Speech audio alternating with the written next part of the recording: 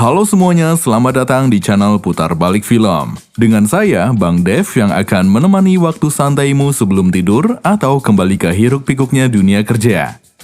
Di video kali ini kita akan membahas sebuah film berjudul Runway 34. Film ini menceritakan tentang pendaratan ekstrim pesawat Skyline 777 di tengah badai di wilayah Trivandrum. Tak perlu berlama-lama, silakan sandaran, luruskan kaki dan selamat menonton. The right, gusting 35 knots.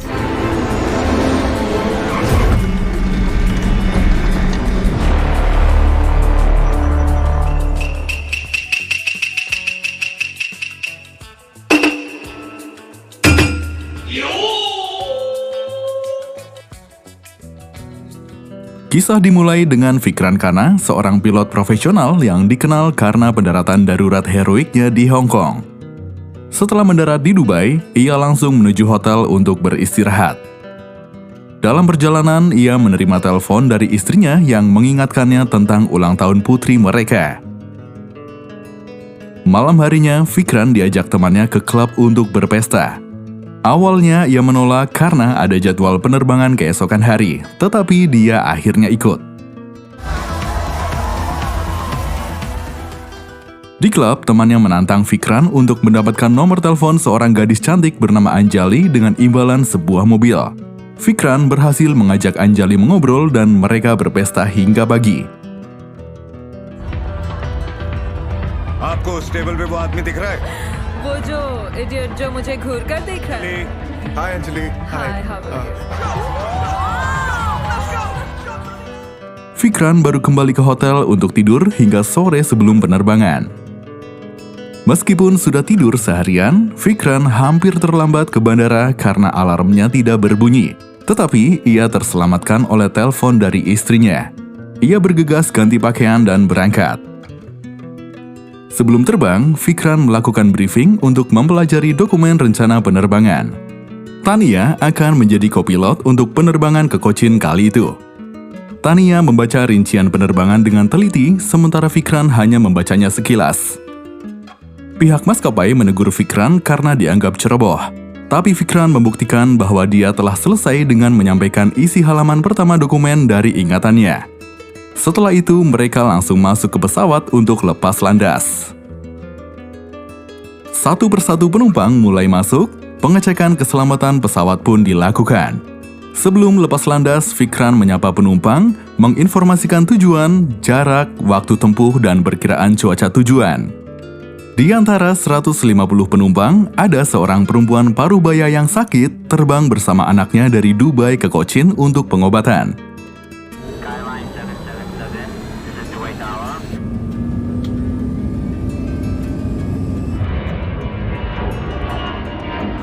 अब आप अपनी कुर्सी की पेटी खोल सकते हैं, लेकिन सेफ्टी के लिए Setelah pesawat mengudara, Vikran mengaktifkan kendali otomatis, meminta Tania berjaga dan tidur sebentar karena masih lelah.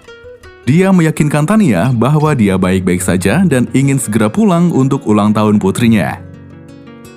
Beberapa menit kemudian, alarm mesin berbunyi. Vikran pun terbangun. Dengan mudah dia menyelesaikan masalah yang belum ditemukan Tania. Dia lalu menasihati Tania agar lebih mengenali mesin karena kesalahan kecil bisa berujung bencana serius.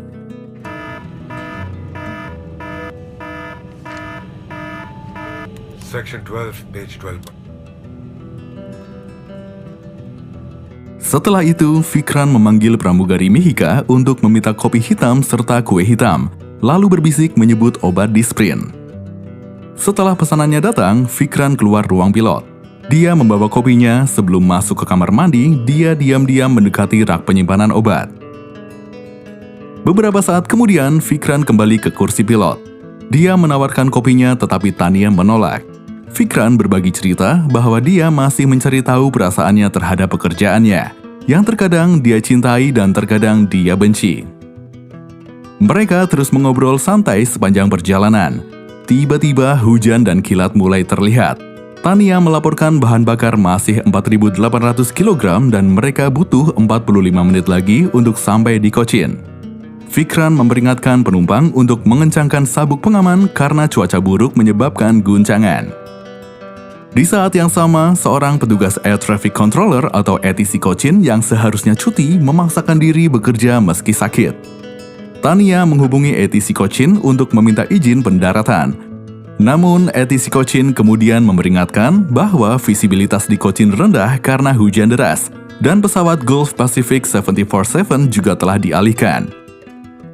Karena bahan bakar pesawat sudah minimum, Fikran memutuskan untuk terus mendekat. Mereka diarahkan ke landasan ILS-27.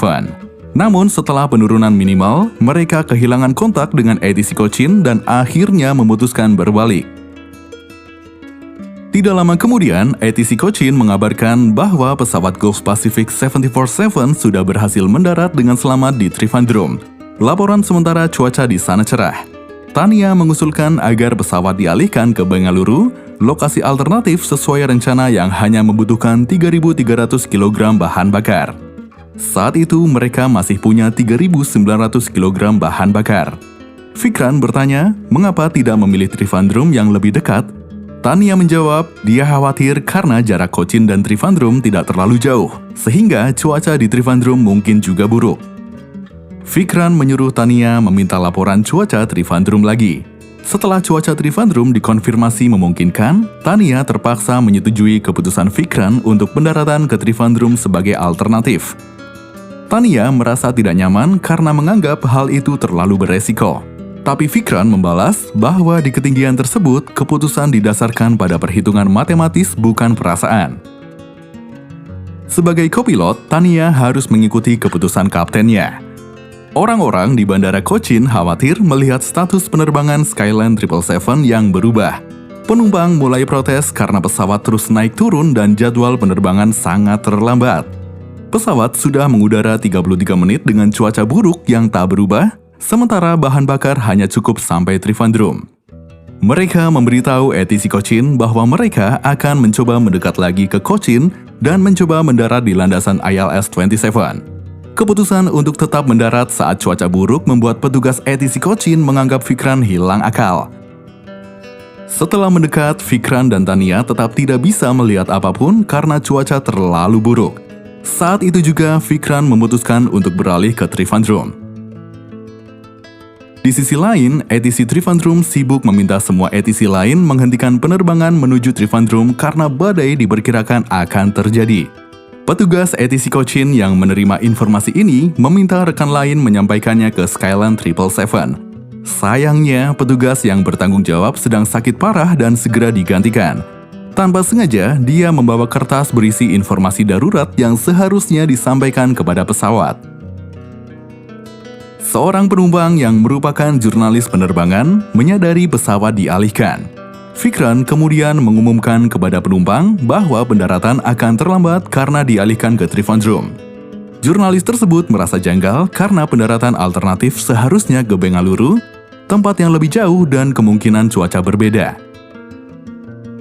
Ketika pramugari tidak mampu menenangkan penumpang, Fikran turun tangan untuk berbicara langsung. Dia meminta kerjasama, meyakinkan bahwa semua orang, termasuk dirinya, ingin pulang. Dia memegang tangan perempuan paruh baya yang duduk di depannya. Fikran berjanji perjalanan akan segera berakhir dan semua penumpang akan selamat. आप लोग बैठ जाइए, प्लीज बैठ जाइए, बैठिए, प्लीज बैठिए। देखिए, मैं जानता हूं आप सब कि आप हमें हमारा काम करने दीजिए। बस कुछ देर और मैं Petugas ATC Trivandrum awalnya santai karena setelah semua pesawat dialihkan, tidak ada penerbangan yang menuju ke arah mereka. Namun, mereka terkejut ketika cuaca berubah ekstrim dan angin badai tidak teratur. Mereka semakin dibuat terkejut saat Tania meminta izin pendaratan. Petugas ATC Trivandrum bertanya apakah Skyline 777 tidak menerima informasi badai darurat dari ATC Cochin. Petugas ATC Trivandrum memberitahu bahwa visibilitas nol, pendaratan mustahil dan meminta pesawat beralih ke Bengaluru. Fikran pun menjawab bahwa mereka tidak mendapat informasi badai dan saat itu bahan bakar sudah minimum sehingga tidak bisa ke Bengaluru. Karena tidak ada pilihan lain, seluruh petugas ATC Trivandrum dikumpulkan untuk membantu pendaratan Skyline 777 semaksimal mungkin. Tania mulai panik dan menangis, tetapi Vikran membangkitkan fokusnya agar dapat membantunya mengendalikan pesawat. Guncangan pesawat semakin hebat, membuat semua orang dan petugas ATC Trivandrum pun tegang. Pesawat tidak berhasil mendarat sempurna di landasan 16 yang disiapkan sehingga Vikran menerbangkan pesawat kembali.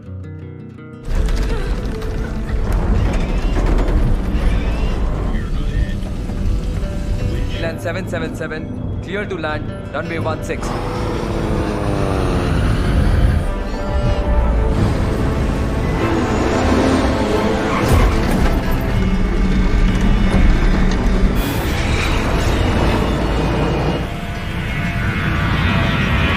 Di tengah suasana genting, Vikran sempat berhalusinasi melihat istri dan putrinya merayakan ulang tahun. Dia tersadar kembali setelah diguncang oleh Tania. Vikran memberitahu ATC Trivandrum bahwa dia akan mencoba pendaratan lagi.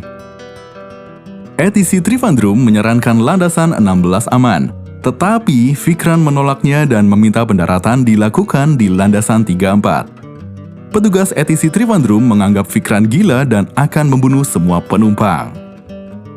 Tekanan angin di landasan 34 sangat berbahaya, beresiko merobek ekor pesawat atau jatuh dari landasan.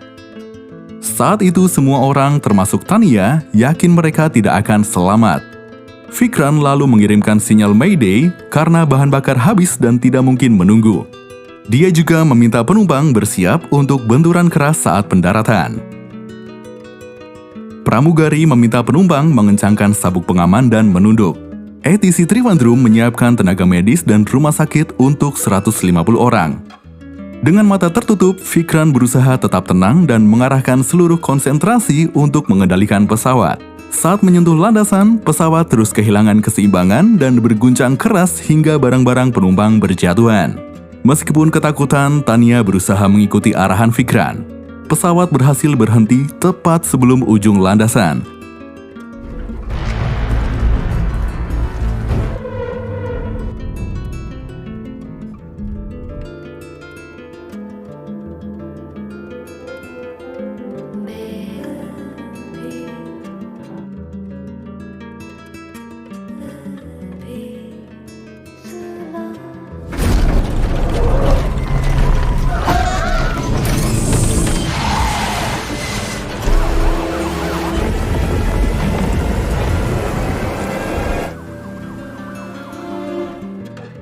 Para penumpang segera dievakuasi, sedangkan Vikran masih tenggelam dalam pikirannya.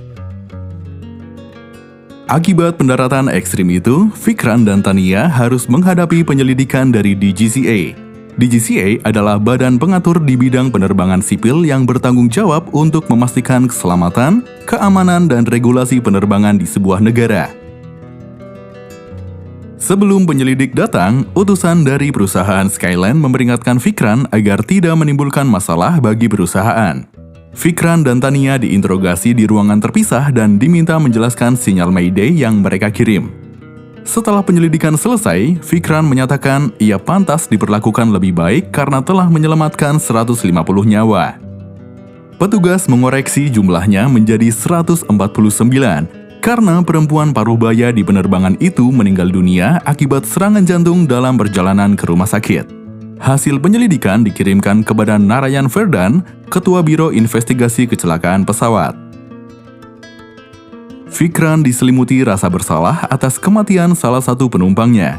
Yusuf pun menghiburnya dengan mengatakan itu bukan salahnya karena kematian terjadi setelah penerbangan. Kemudian anak penumpang yang meninggal menelpon Vikran. Anak itu berkata, ibunya adalah satu-satunya yang mempercayai Vikran di pesawat, meskipun orang memujinya pahlawan, bagi anak itu Vikran adalah seorang pembunuh.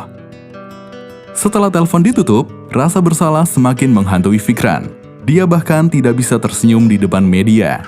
Narayan dan timnya sibuk melanjutkan penyelidikan, mendengarkan rekaman black box, dan mengumpulkan barang mencurigakan di pesawat. Saat ulang tahun putrinya, Vikran menerima surat panggilan penyelidikan.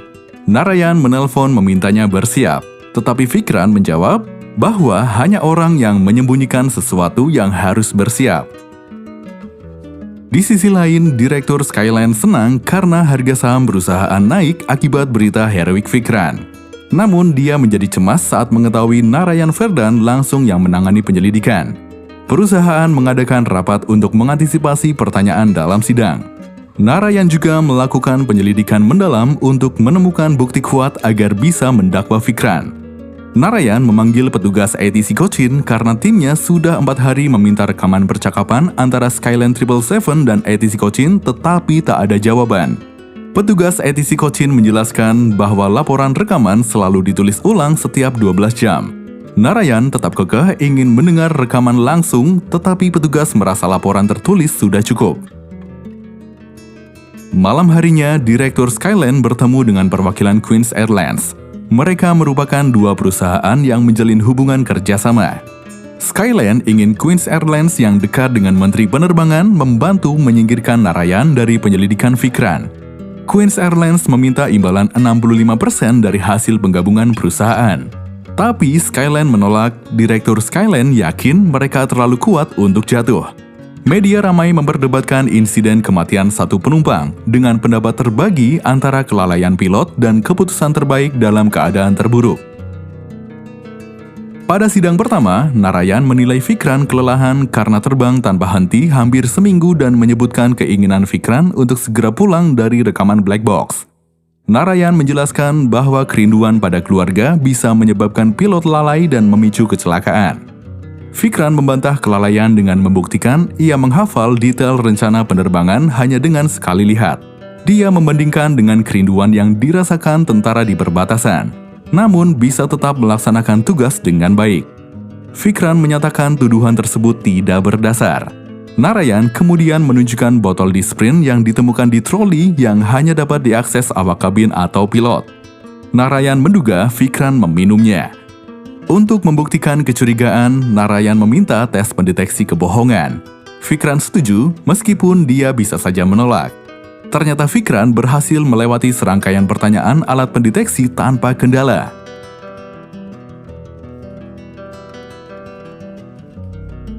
जी हाँ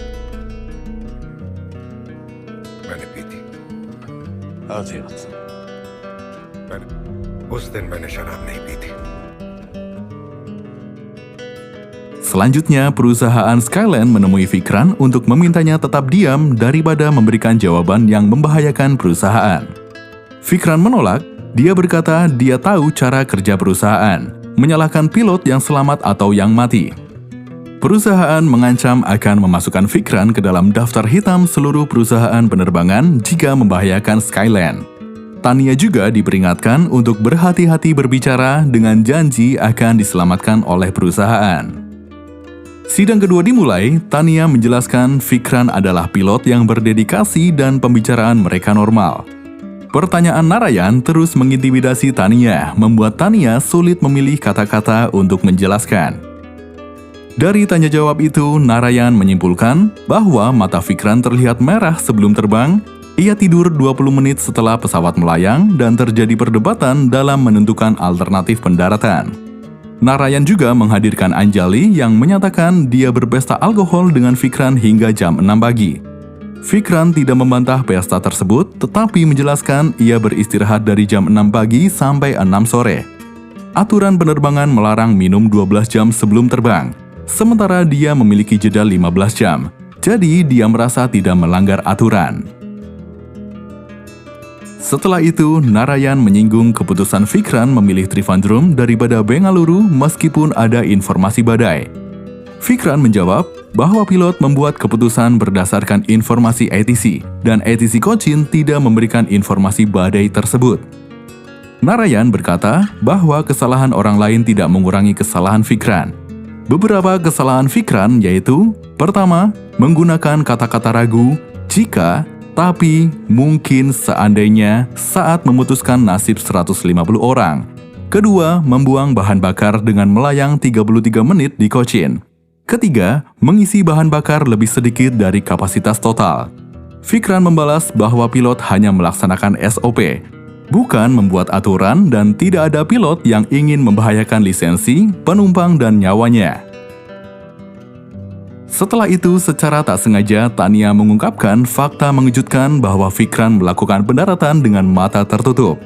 Narayan menggunakan pernyataan ini sebagai bukti bahwa Fikran mabuk. Perdebatan lalu berlanjut ke masalah pemilihan landasan. Fikran lebih memilih landasan 34 daripada landasan 16 yang dinilai lebih rendah resikonya oleh ATC Trivandrum. Sidang hari itu selesai tanpa pembelaan dari Fikran. Istri Fikran lalu mengajaknya menemui anak dari perempuan yang meninggal untuk meminta maaf.